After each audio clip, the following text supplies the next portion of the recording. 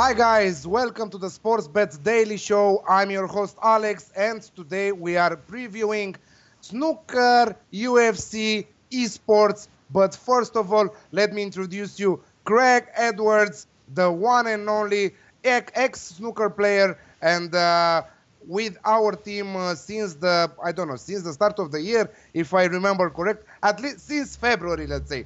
But it feels like we know each other for the last 10 years. It feels like we are very good friends, and we are.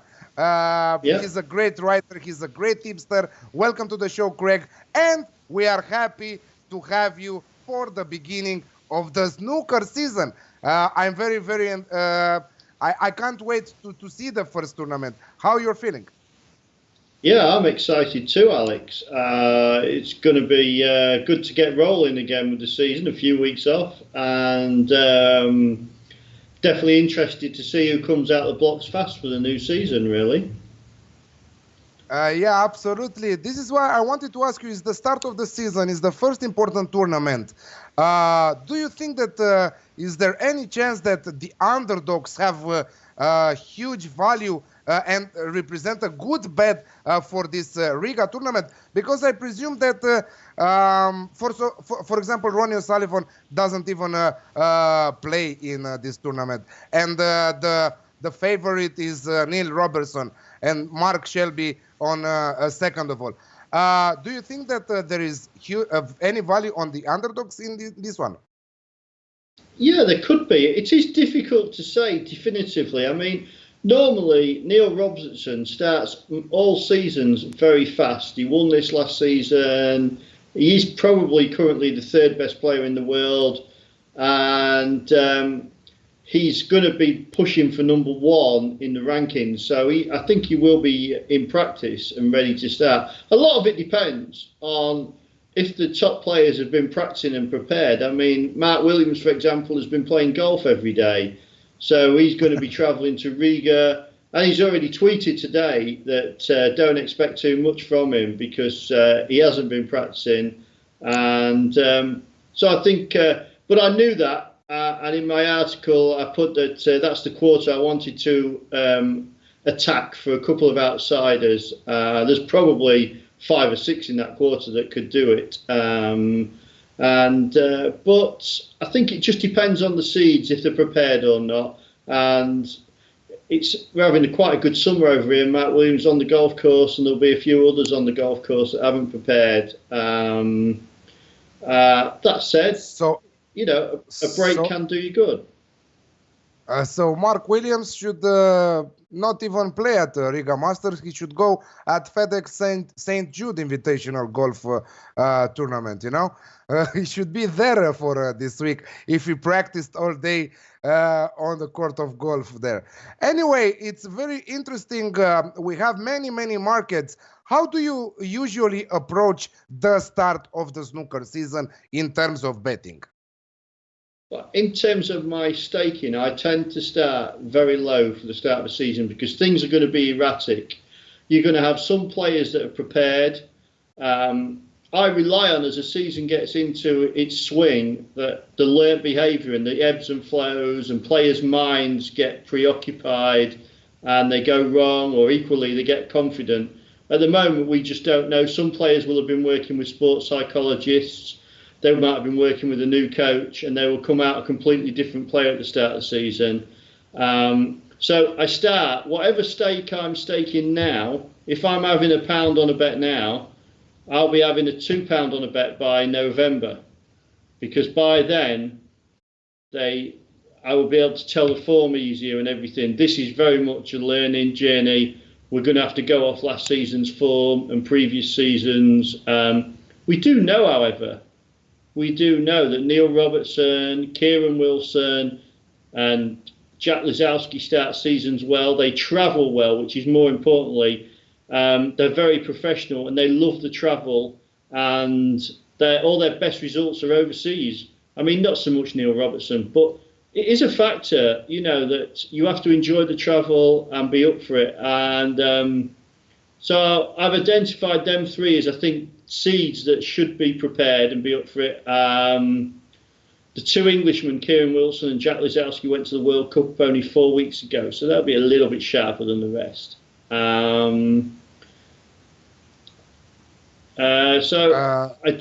We just have to tread carefully at this stage, Alex. Yeah, that's what we are saying also when we are previewing the football season.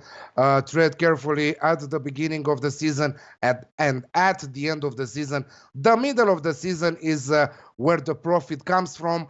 2017, Ryan Day won the title in Riga. 2018, Neil Robertson won the title in Riga. Neil Robertson, as I said, favorite at 4.5. Can he repeat the great performance from last year? Yeah, I think he can. I think he can hit the ground running, and if he gets his momentum, these tournaments are really meat and drink for him. So if he gets playing well, the best time for someone to beat him will be in the early rounds, because once he gets into a tournament and the pressure comes on, and he gets a bit of practice from winning, it'll be very difficult. So yes, I think this week, I don't normally ever back favourites, but I do think this week the one player you can rely on to be prepared is Neil Robertson. Yeah, absolutely. What is the reason for Ronnie O'Sullivan not to play in this particular tournament? He doesn't play normally in this one, or just this year? No, this is nothing new for Ronnie. He won't play in this. He tends to pace himself, and he plays in the events with the higher prize money, and that always equates to higher ranking points. And I think as he's got older, he's got very clever with his schedule. You know, there's only so much peak concentration you can do, and you know, he will just play the main events. I think these last few seasons he's missed quite a lot of events and a lot overseas. So it's nothing new for Ronnie, and it's prolonged his career. In truth, the less he plays, I've always believed that, and because the other players are always in awe of him. When he suddenly steps up 2 months in, they've all been practicing, and he just steps on the table and he's better than them straight away. They did just feel like, whoa, what's all this about? You know, I've been trying, I'm working, and Ronnie just turns up. I mean, there will come a point where, and it's probably not too far away, where he'll become too old, but we haven't seen it yet. He's a very fit young man, but it's a shame for snooker, but he does manage. It's just about managing his schedule. Yeah, like Roger Federer and Rafael Nadal are doing in tennis. I think that it comes a moment in your career at a certain age where you are doing your own schedule. You're not participating to every single event. You're trying to play where it fits you the most, you know, where you most feel comfortable. And Ronnie, not all his life, let's say not all his career, but lately in the last 5 years, he was like, okay, the big prizes are here, here, and here. Let's play those and miss the rest. Anyway, I think that you specified, Neil Robertson, that you really trust him in this tournament. A really good set of odds and a great market, if I may say that, Neil Robertson to win his quarter at 2.5. After that, on his quarter, we have Yan Bingtao at 8, Zhang Anda at 10, Ricky Walden at 12, and so on. So 2.5 for Neil Robertson to win his quarter. I think that it should be a banker, if you ask me. Yeah, I totally agree. And to be honest, Alex, when I was doing my write-up for Oddsmarket, I nearly tipped that. I just felt it didn't fit in my staking plan with the others. And but if you'd have asked me for a solid banker, that must be. I think a couple of firms opened at 13-8. Would you believe? And you know, at 6-4, it's a solid banker. And I would guess. When you look at the second favourite, Yan Bingtao and people like that, they really are not in Neil Robertson's league. So, yeah, I wouldn't put anyone off that bet. That looks a good bet that you found there, Alex. Yeah, I'm reading all your articles, so I started to study a little bit of snooker myself after your article. So it's a little bit like tennis. if you ask me, how with the quarters betting, we name the finalists. For example, name the finalists here. We have Neil Robertson and Mark Shelby at 12.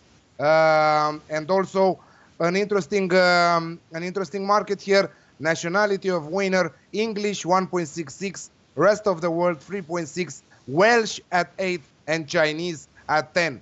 Do you play these markets, or it's a pass for you usually? Well, I don't really look at that market, to tell you the truth, but just off the top of my head, I'm quite surprised at the Chinese for 10. I certainly wouldn't want to be back in England at 1.66, even though I like Kieran Wilson and a few of the other players. I definitely wouldn't want to be playing the Welsh, because I'd want the chances. What if Mark Williams is 12 to 1 this week? I'd want about 120 to 1 about Mark Williams winning this week, I think. So, and Ryan Day isn't there; he didn't qualify. So, yeah, it's quite an interesting market.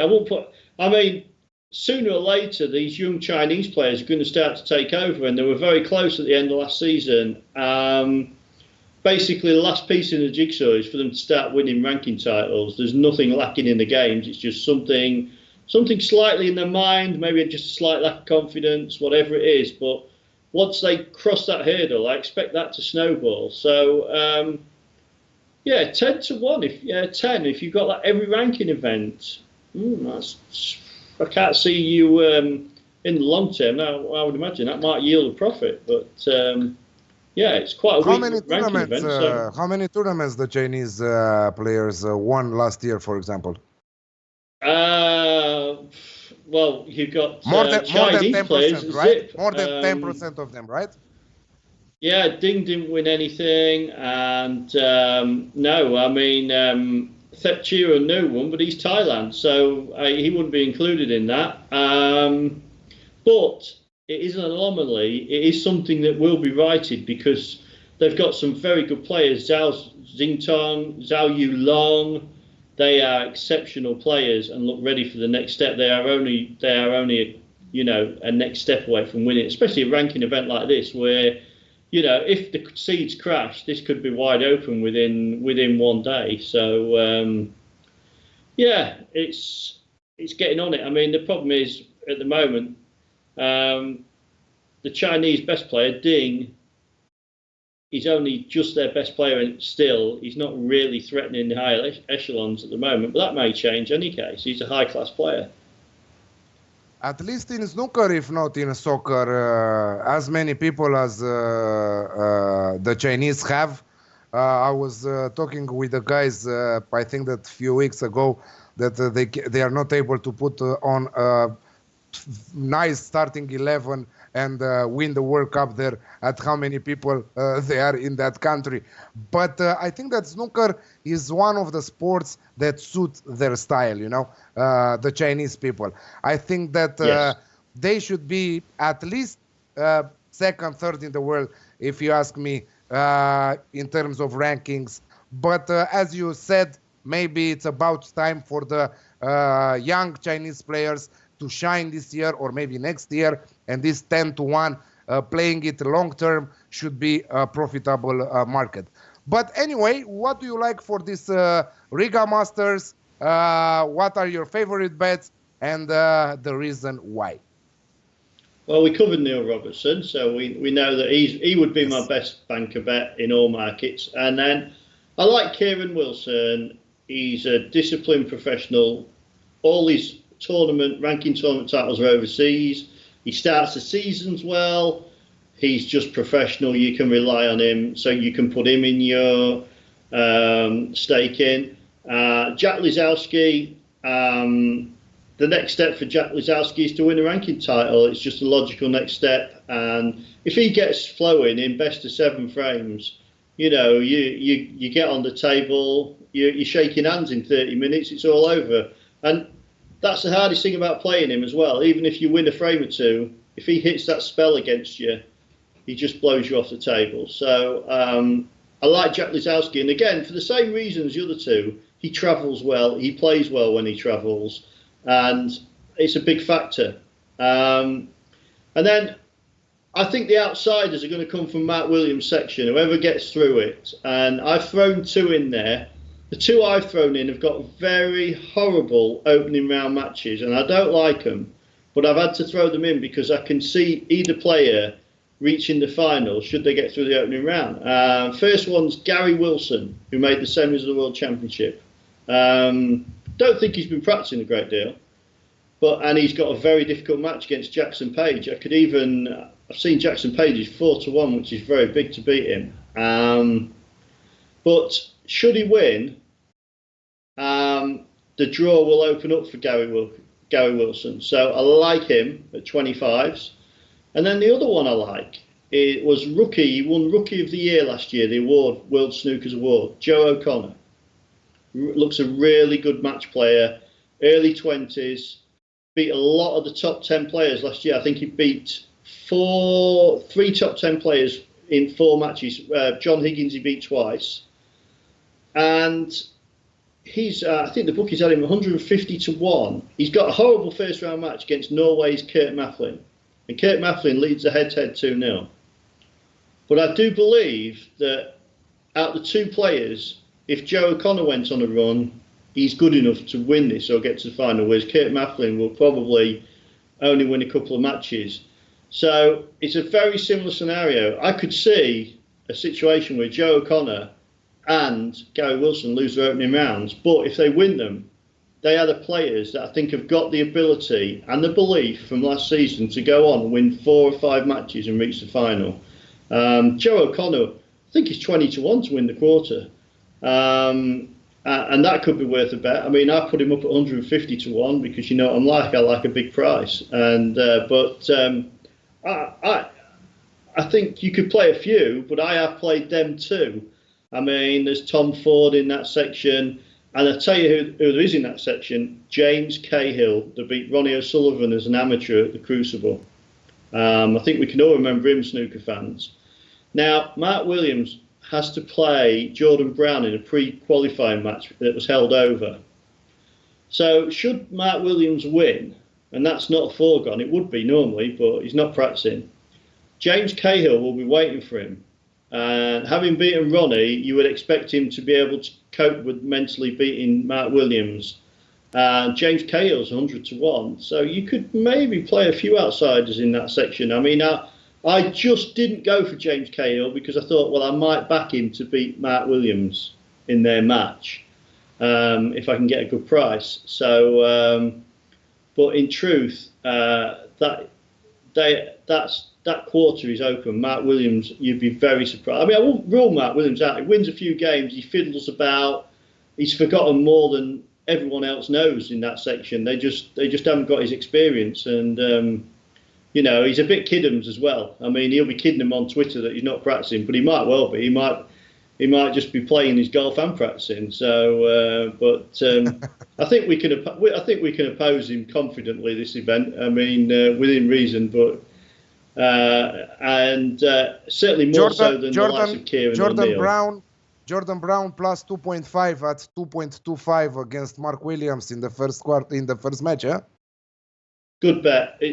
To be honest, one of the best bets in snooker is Mark Williams in the early rounds. You either go over the frames or his opponent plus, because what happens is, especially since he won the world title 2 years ago, he's not practicing, so he's a slow starter.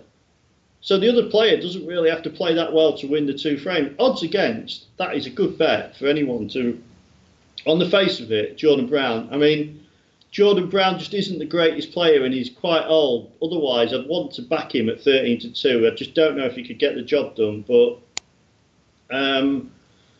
you'd think he could win the 2 frames, definitely, because he has been to the World Cup with Mark Allen representing Northern Ireland. So he should be reasonably sharp. Yeah, I like that bet, Alex. I do like that bet.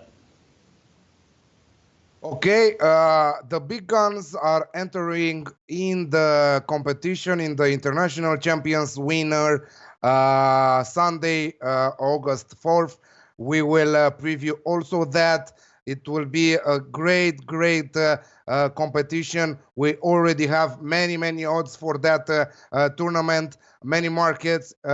Judd Trump 5.5, John Higgins 13, Neil Robertson 7, and Mark Shelby at 8.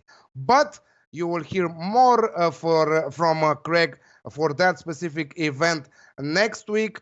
Till that time, best of luck with your bets, Craig, and thank you once again for sharing your unbelievable knowledge, snooker knowledge, with us. And I'm very excited for this season. Again, like I said last week, I have a special part of my budget only for Craig's golf and snooker bets coming from the Oddsmarket articles. He's one of the people's favorite, because he's doing such a great job with his articles. And as always, we are happy to have him on the show, and most of all on our Oddsmarket team. Thank you, Craig, and the best of luck with your bets. Have a good night, Alex. Thank you. Thank you. That's it with snooker. We are going further, and we will preview esports, CSI minor betting, CSGO esports with the one and only Adam. Adam, welcome to the show, mate. What's up? Yeah, I was just going to ask you what percentage of your bankroll do you dedicate to esports? None. But one day, Alex, we're gonna get you. But one day, yeah, one day. You know what? You told me you were watching some matches last week, so don't pretend you're averse to it. No. I'm watching some matches. I was watching Gambit Youngsters a few minutes before the shows. They are playing right now live with who? With who? They're playing Force. Force. Yeah, Force right now. They're playing Force right now, but we will get back at that. But I'm not playing esports. I would only follow you if it is to follow someone on esports, because you are a profitable esports tipster. Yeah, we got back to winning last weekend, Alex. Because you are the Chicago tournament really well. You are a volume better, and I don't have the time to follow all your tips. If I had time to follow all your tips, be sure I would gladly do it. This is why I tell people on Twitter, if you have a match you want to discuss with me, just message me. I mean, there's a good chance for these big lands that'll already be, on a side. But if there's a match in particular online or in a smaller tournament you want to discuss, get in touch. For the Asia Minor, I didn't post any tips. But a few people messaged me in private on Twitter. We discussed them, and we hit, 2 of 3 or 3 of 4 or something like that this morning. So I'm always open to, just because I'm not posting it doesn't mean we can't chat about it. Absolutely. Minor championships are the tournaments that serve as regional qualifiers for Start Later Major Berlin 2019. A special place in this list is held by the CSI Minor, which is hosted in the same time with the Asia Minor in Berlin. They are playing for 2 spots for the majors, but also a $50,000 prize money. What do you have for this competition, this tournament specifically? And tell me, why Gambit Youngsters? Do they have a young team also right now? They have a senior team and they have a young team. It's like we're talking on football, the seniors and the under 21, That's pretty much what it is. And the funny part, Alex, the really funny part is Gambit, the senior team, didn't even qualify for this level of competition. So their farm team, their junior team, is actually further along, because the older guys, I forget if it was a roster thing or what happened, or if I think they just got eliminated in the open qualifiers. Their youngster team actually is progressing and playing in the CIS Minor, and the seniors, the veterans, the ones who are supposed to actually be good, they're nowhere to be found. So it's a unique situation, and they won their opening match today. They dominated. That was against one of mine, actually. But today, so I commented in the CIS article that there was no clear favorite for this one. Fours are the next best team to sort of come out of the CIS region, and that this was an opportunity for them to sort of earn the prices that they were being given at the books. And they've looked good today. Now, again, I did pass on the opening fours match because the map Mirage came up, which I said, even though it's Fours' best map, it actually holds the highest probability that I think they were playing. I'm going to mispronounce it. Simon, whatever. Well, it's something like that. It's SYMAN. Okay, what he's doing? Just what so that doing? you guys are not thinking I'm being vulgar. Yeah. Anyway, so Simon will say they held the highest probability to cover on Mirage, so I ended up passing on that because we never got a good live number.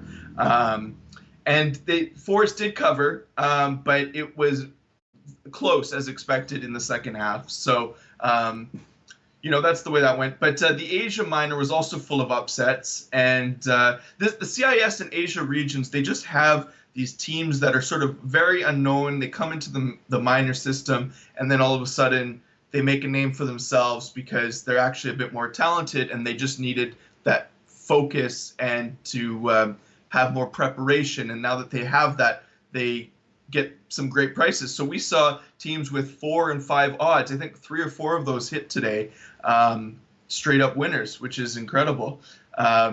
But mostly just because they're unknown. If you actually look at the matches, you'd say, well, these teams are actually rather close. They probably shouldn't have been priced there to begin with. So I don't have, for tomorrow's matches, the timing on today's, I can't give anything live out because they're already well into the second maps of the matches. For tomorrow for the Asia Minor, I'm already looking at Pinnacle of taking Energy plus 1.5 at 1.98 against 5 power. I haven't actually taken it yet, but I'm not worried that one's going to go down. I think if anything, Energy will go up above 2.0. And then I'm also looking at taking a shot with FFA Mix against MVP. There's no lines up for that one yet, but I expect that to be well above 2.0 for the plus 1.5 handicap. Again, these are just lesser known teams that the favorites probably didn't do enough time into looking into their map pool. They don't know if they're batting out the opponent's, it's truly strongest map, or if it's actually, these underdogs have put more time into another one. So I think there's value. One thing I would say, though, is with the CIS and Asia Minors, do not get too involved with them. Put a unit down on a match. I won't be taking multiple shots in the group stages on like NRG or FFA Mix. So I won't be on the money line, even though there's some juicy odds.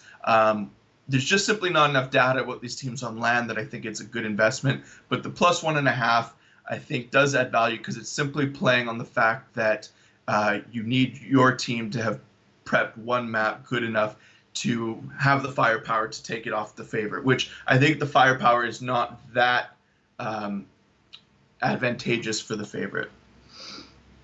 Okay, what we are looking for this competition in terms of betting, lower stakes, higher stakes, how you were approaching before a major like the Berlin one. I presume that in Berlin you will higher your stakes because we are talking about the best teams there. So let's keep it low on this qualification tournaments, let's say. So we did Europe and North America minors last week, and I played that normal stakes. When we actually head, so for this week for the Asian CIS, I'm simply not betting as much. I'm not putting down 2 or 3 units live bets on multiple matches in a day. I'm just taking my one shot, trying to stay away from live betting. Simply because we don't really have enough data to know map pools and, how teams perform on T side consistently and stuff like that. So that's why I'm lowering my volume, but stakes always the same. 1 unit risk, half a unit risk, maybe 2 if, you think you really have an edge. that sort of thing. When we go to Berlin, which begins, I think it's the 20th of August or somewhere around there, we will be back to 24/7 CSGO the whole time. So, and then, yeah, go ahead. Is it the most expected tournament so far this season, or for this end of the season? Expected? What do you I mean? know that esports, especially CS:GO, doesn't have a season, but I'm talking about the Berlin Major. Do you think that is the most expected in terms of betting? Like the tipsters, the bettors are going high stakes on that. Do you think that we will have plenty of them? And plus, I wanted to talk with you a little bit after that, if you can answer to me. How do you see esports betting? How are you thinking that it will go? Do you think that it will get bigger and bigger with every year? Do you think it will have a steady thing? Do you think that it will go? It will remain for 1 to 3 years the same? I'm expecting a lot of youngsters that are able to bet 18 and plus or 21 and plus in US to turn to this esports because they really love their game, and they will start to also bet on it, you know? Yeah, so the major, to answer your first question, the majors definitely get the most most attention from the CSGO community. It's been well known for the last, I don't know, 3 or 4 majors that they've hit, 1 million peak viewers in Western English-speaking streams. So I can only really talk about the West in terms of betting, but absolutely there'll be huge expectations for volume from the books. It's also the point every year where I talk to the most people about CSGO. I get the most people messaging me about, who I'm liking for the outrights and stuff like that. So it's a very exciting tournament every year. There's always 1 or 2. In terms of the second question on, what was the second question again? You asked if it'll grow. Yeah, esports is going to. You heard last year about the Supreme Court decision to unban or to legalize or allow states to legalize their gambling scene state by state. As each state, I did a radio segment last week for Illinois, and the guy was just saying Illinois is about to sprout out with legalized gambling, and as each state goes by and does that, we're going to get huge amounts of 20-somethings interested in esports betting, because I mean, I'm not American, but I can hear it from other people, where can we legally bet esports right now, being American? And I think there's a certain fear that if they go with offshores, they're going to be restricted in the sense of, it's illegal and, we're not supposed to be doing this. So maybe I have to use a VPN, or I have to use Bitcoin, or there's a certain, I guess, stigma about gambling in the States. And as that starts to turn, the younger generation coming up will be more comfortable betting, and esports, because of its popularity boom in the West and in the States predominantly, is going to see that growth. Let me tell you, one of the regions that you can bet in US is Iowa. William Hill is already in Iowa, while Paddy Power and Betfair are making their entrance right now. Betfred has become the latest bookmaker to enter the US sports betting in partnership with. But see, the problem is none of those are esports books, Alex. Like, none of those offer good esports lines, and they don't offer, huge volume for outrights and totals and kill handicaps. And what's that? Bet365 doesn't? Well, Bet365 does. Is that one of I didn't hear you list that book. Yes, I did. Yeah, they are there already. But all I'm saying, to go back to your question, esports betting is going to continue to grow exponentially, and I could talk about this for quite a bit actually. But in terms of in the States, we'll see that growth and more content will be coming out as the books move into that space and start offering those good lines. For right now, for American bettors, I do say Bet Online and Bookmaker are the two that I would recommend that are probably available to you. But again, I think that people can, right now, if you talk about esports growth internationally, Southeast Asia and China and Europe, they're already well versed in the esports scene, and betting is just a natural progression of being a sports fan. So as the esports industry booms with, like this weekend, the Fortnite World Cup is on, I've been trying to find somebody to give me solid advice on who to bet with that. All I've found so far is people taking long shots, and these are priced like golfers, but nobody really seems to know what they're doing. So what do bettors need to do to actually make money on it is they need data, and they need the esports scene for Fortnite to actually show that the professionals are consistent and, they're doing X, Y, and Z for LAN results. And so that's, in my opinion, why CSGO, League of Legends, and Dota are well established, is because they have so many data sources that people can go to find information on how to bet them profitably. So that my advice would be, look at the big games first, rather than these ones like Fortnite. Fortnite's popular, but from a betting perspective, it's not one that I would say is actually worth your time to bet regularly at the moment. Okay, that's it for today. Thank you for joining me, Adam. See you next week for another round of CSGO. And I cannot wait for that Berlin major to come to cover it with more articles and to give to our viewers more details about the tournament than you originally that you usually do for the smaller tournaments. So we will cover more that Berlin major. And sure, thank you for your knowledge and the best of luck with your bets. And we will follow you on Twitter as usual. Okay, buddy. See you later. Bye-bye. Okay, that's it from esports, and we are with the two guys, with the two legends, the MMA, great tipsters, and also friends of ours and teammates, because we are all colleagues here at Oddsmarket. Jason Paglia and Dave Betts, the Sports Cake CEO under Dave there. I hope that you guys didn't decided who is up, who is down.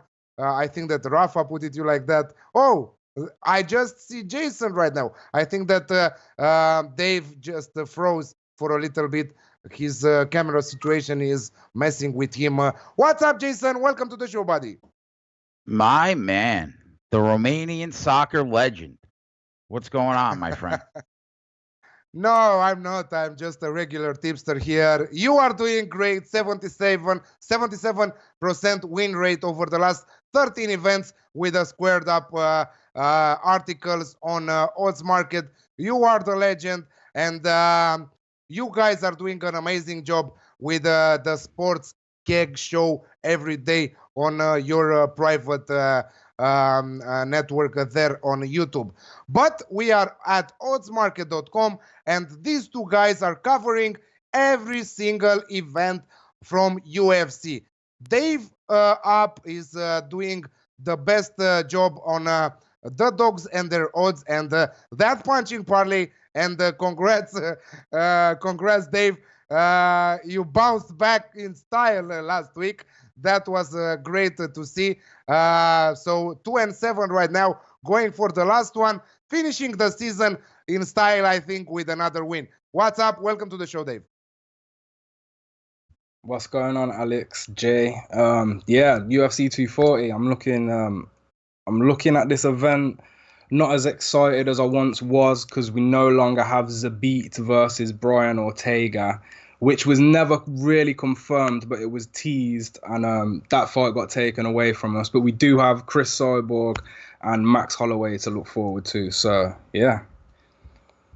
Many professional tipsters on Twitter are saying what went wrong last week, but you two are saying what went right last week.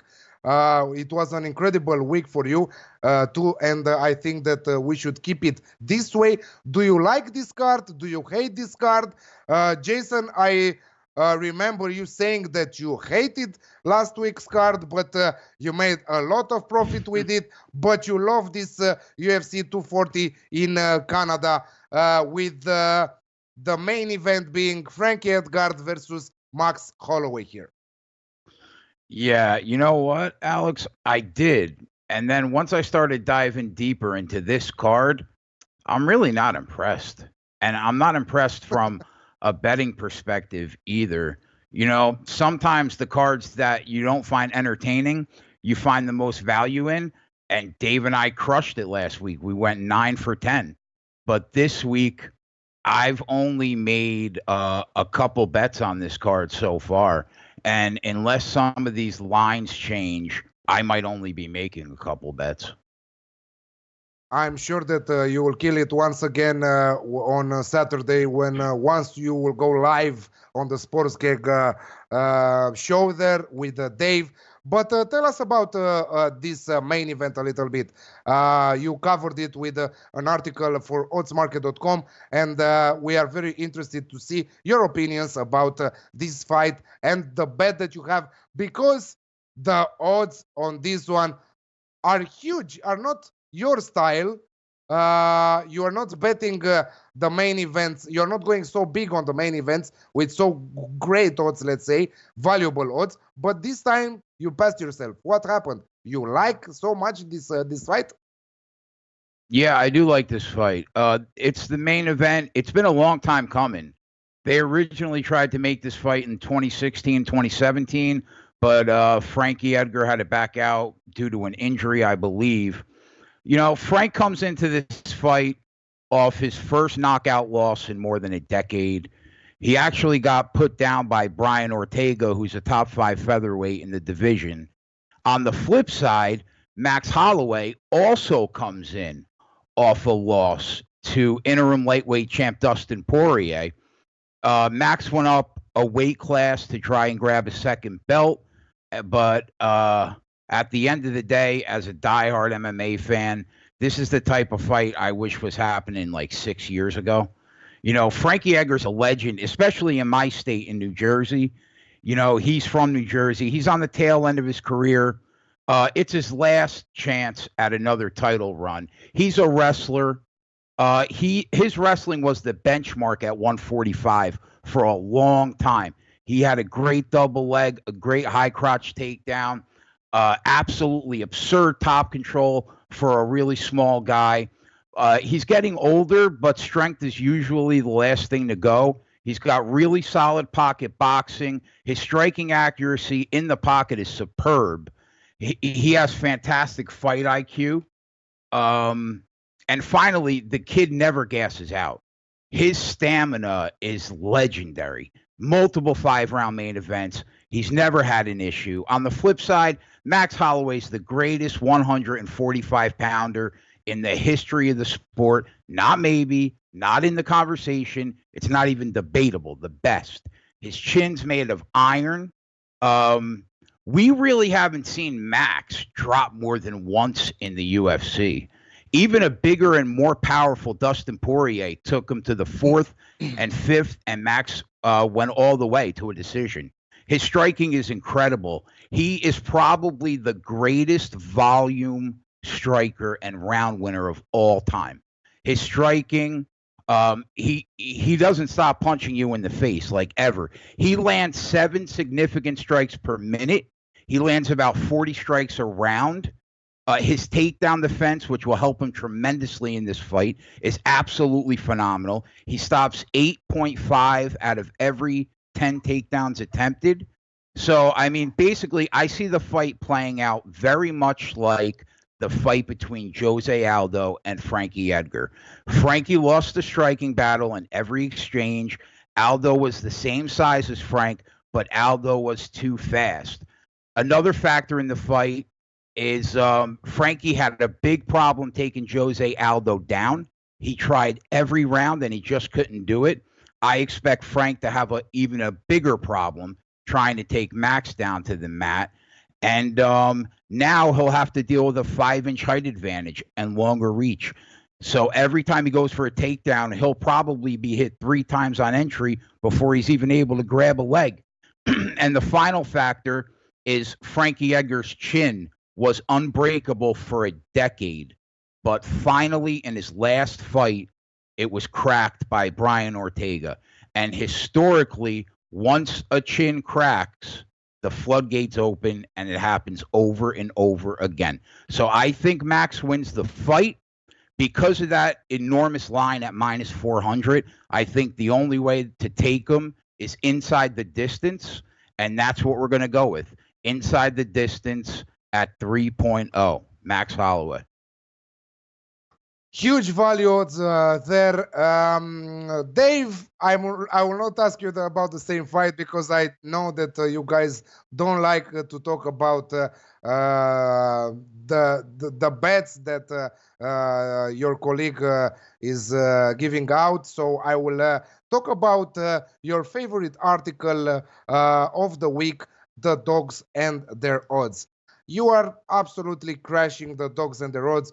You have an eye for catching the dogs there. Again, 2 great tips inside your article with a great value at 2.1 and at 2.3, if I remember correct. Tell us a little bit more about the 2 fights. Yeah, so I don't really think it's always how great I am at picking dogs so much as it is how bad the bookie is at laying the prices sometimes. They can just be so off. And sorry, Dave. Sorry, Dave. We have to recall you. I don't know. Your camera keeps freezing. Also last week, also this week, we have to recall you. And Rafa, please, can you recall Dave? And let's have a proper conversation, because we don't want to hear him. We also want to see him. That's a proper thing to do there. Yeah, the punching parlay is out to the dogs and their odds is out to the co-main event is out to Jay is writing it every week. So Dave, go on, please. You are back. What's up, guys? Am I good now? Yes, you are good. You're good to go. Okay, I'm not sure what the problem is. I'm on Kegcast most nights for 5 hours with no problem, so I'm not sure, but hopefully it holds out long enough for me to have a rant on Gavin Tucker versus Sung Woo Choi. We haven't seen Gavin Tucker fight for 2 years, which at the age of 33, I'm not feeling very confident in this guy's chances versus a young, fresh, up-and-coming guy who did lose his UFC debut, but with an 8.5 reach advantage and the beating that Gavin Tucker took in his previous fight, I have to side with the underdog here. Once again, I think we're given a price at 2.10 on a decimal, which is great for half a unit, against a guy who how can we handicap a guy we haven't saw in 2 years? It's quite hard to find any edge for Gavin looking at fights from... He's faced guys who are not even about anymore. So what's the point in looking at fights against fighters that don't exist in the UFC? Choi's larger, faster, he's younger. He should have the confidence over Gavin, considering Gavin's previous fight, I believe he took over 100 strikes across the 15 minutes. It's no good. Choi, he's a big dude. 8.5 inches is a huge reach advantage. As we see the featherweight division progress over the years, we're watching the 5'6" and 5'7" fighters disappear, and we're seeing guys cutting down who are coming in at 5'10", 5'11". That Conor McGregor, Max Holloway size, which is the perfect body type to be successful in this division. So yeah, the first dog this week is going to be Sungwoo Choi. European bookmakers, Coral are doing a great price on him right now, 2.10.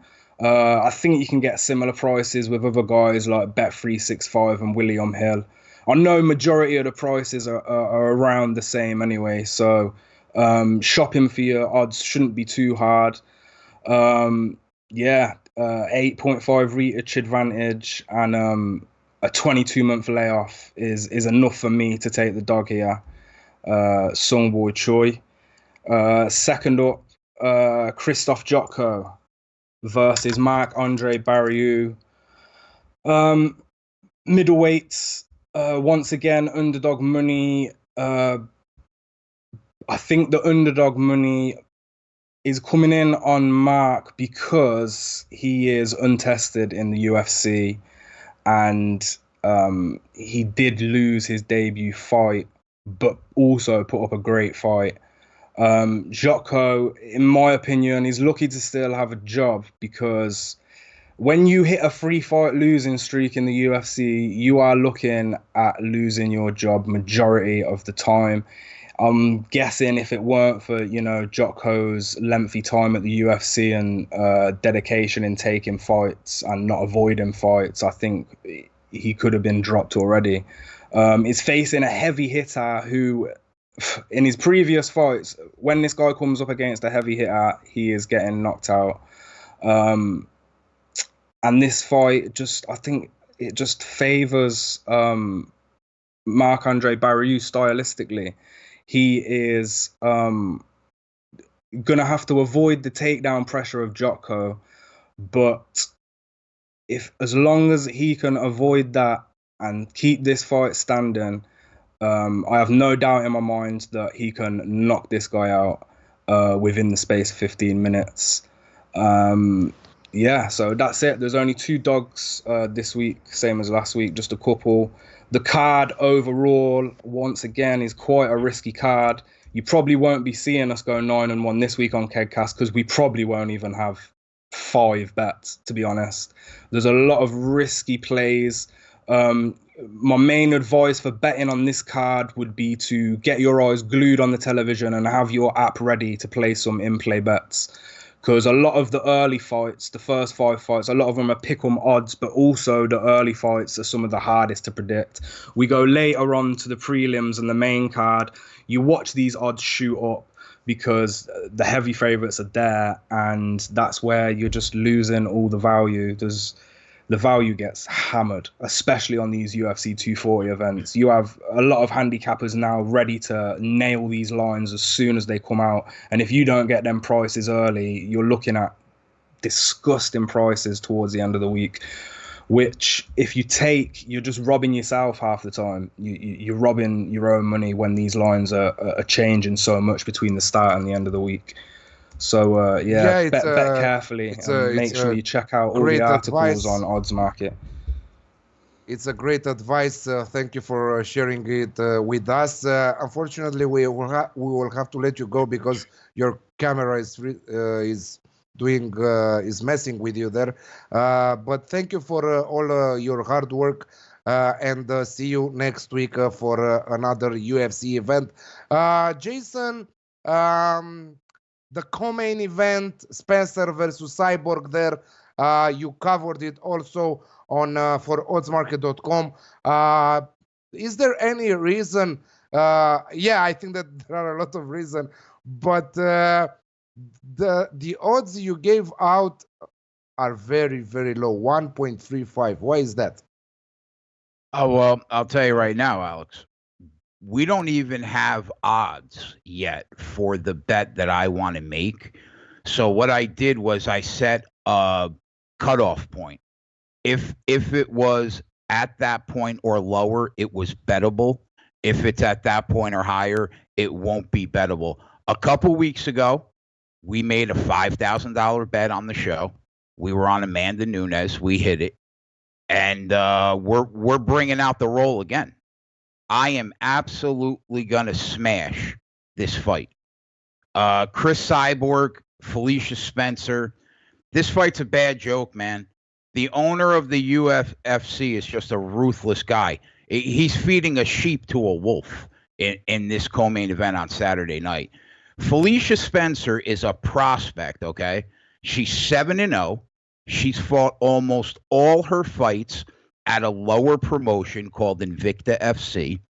She went 6-0 in Invicta and won their featherweight championship. She comes over to the UFC. She's only fought one fight in the UFC, Alex, okay? She pulls off a mild upset against Megan Anderson.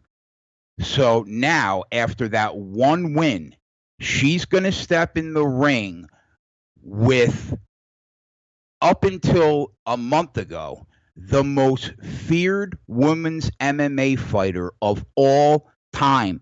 She's lost one time since 2005. She's 20-2, okay? She hits like a machine. She would knock you and me out cold. She's fighting a girl. I don't want to go there. This little girl that she's going to fight, okay? She's got no striking offense. She's got no striking defense. She's only fought 7 times, so she's hardly got any fight IQ. And she's a grappler. She's a wrestler that doesn't even know how to box. So what's going to happen is she's going to get destroyed. She's going to get knocked out. 17 of Chris Cyborg's 20 fights have ended by knockout. So we don't have a knockout prop yet because the book is afraid to put it up this soon because they know that people will parlay everything to that fight. So they're going to wait probably until Friday, my guess is, to drop the line. Right now, she's like, what, minus 600, I think? That's unbettable. You can't bet the minus 600.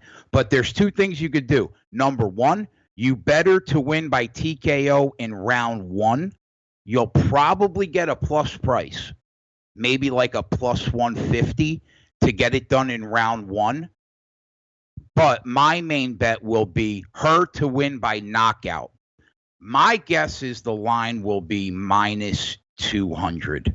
That's my guess. In the article, I said it's bettable up to minus 280. But my guess is the line will be minus 200. I am going to take that line, and I am going to smash it for thousands. So that's the fight, my friend. What is this line I'm seeing here, Cyborg versus Spencer? Over 1.5 at 1.77, under 1.5 at 1.93. They are talking about rounds here? Rounds. What is rounds. This over? Right. So they're over talking 1. about rounds. 5, so will the fight end in a round and a half, or will it go over a round and a half? That's what that under is. Under 1.5 is 1.94. Yeah, my guess is it ends under 1.5 rounds. My guess is it ends quickly and in the first. Okay. Yeah, it's probably a good take. Do you think that the odds will appear on time for the people to bet on, or they will give it? They will offer some live lines. No, I would think we're going to see a knockout line before the fight. My guess is by Friday we should see a knockout line because there's already knockout lines for the main event, and in a day or 2 you'll start to see all the props for the entire card, but they're holding back her line specifically because they know what's going to happen. She's going to destroy this poor kid. So I think by Friday, the line will be bettable, and then hopefully it's in the range of reality where we can smash it. Because minus 600 right now, it's not bettable. It's just not bettable. Absolutely. What's your top favorite bet today for Saturday's event, UFC 240? I think the most guaranteed bet to make you money will be taking this fight by knockout. I think a close second will be taking the main event, Max Holloway, inside the distance at 3.0. Those are my two favorite bets on the entire card. On the chat, one of our viewers and friends, Gotti, says Max is not a good bet at these odds, in my opinion. He never thought a chain wrestler like Frankie, who's probably one of the best chain wrestlers ever, aside from Usman and Khabib. Don't bet Max. Don't bet Max with these odds. But Jason is not betting Max with a straight win there. He's betting him to win on the distance at 3.0. Great set of odds. But what do you say about that thing? Chain wrestler, best chain wrestler ever after Usman and Khabib. I understand where he's coming from. Frankie is ruthless and he is relentless, and he will not stop trying to go for takedowns. But Max Holloway stops 8.5 of every 10 takedowns attempted. So you're only getting him down one time every 10 times that you try to take him down. That is an analytic stat that is a fact and tracked. And Max is one of the best defensive wrestlers in the featherweight division. So I really don't think it's going to be a problem. And also, it's a bad sign that Frankie had so much trouble getting Jose Aldo down, because in the past, you have been able to get Aldo down. And Frank had a hard time with that. And Frank looked really bad against Brian Ortega in his last fight. He just didn't look good at all. He's getting old, Alex. His first UFC fight was in 2007. That is a long time to get your brains bashed in. You know what I mean? Yeah. So absolutely. I agree with him. I would not bet him minus 400, but I do think at plus 200, it's worth taking the inside the distance prop. Absolutely, he's saying that it was a misunderstanding there. He was replying to Mississippi Kid, who was saying to parlay Max at minus 400 with some other place, but you specified that you wouldn't take that straight win there, and you will go on the distance at 3.0. That's it for today. Thank you, Jason. Thank you, Dave, and sorry for your camera problems there. Hopefully you will solve them till next week. We will be back next week with Jason and Dave and with the rest of the Oddsmarket crew. Best of luck with your bets, Jason, and can't wait to see you on Saturday on the show and to see how you're making people some more profit with your tips there. Thank you for your knowledge and thank you for your time, and the best of luck with your bets. Thank you guys for watching us. See you tomorrow with some tennis, some incredible tennis tipsters, Snice, and we have a new guest. You will have a surprise tomorrow. See you tomorrow. Thank you for watching. Bye-bye.